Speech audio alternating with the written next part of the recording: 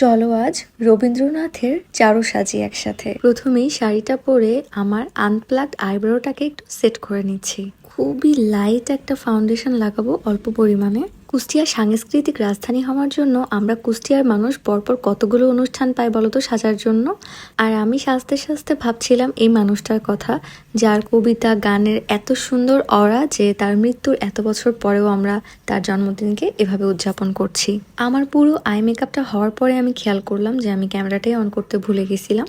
তো দেখো আজকে আমি খুব সুন্দর করে চোখের নিচে টেনে কাজল পরেছি। একটু সাবেকিভাবে মেকআপ করা আমার বরাবরই খুবই পছন্দের একটা কাজ। মেকআপটাকে খুবই মিনিমাল রেখে এরপরে একটা লিপস্টিক পরে নিব আমি। এই মেকআপ প্রফেশনে এসে আমি অনেক আপুদের থেকে অনেক অনেক ভালোবাসা পেয়েছি। তার মধ্যে অনেক আপু আমাকে ভালোবেসে অনেক সুন্দর সুন্দর গিফটও করে গেছে। তার মধ্যে একটা আপুর কথা আজকে আমি বলতে চাই।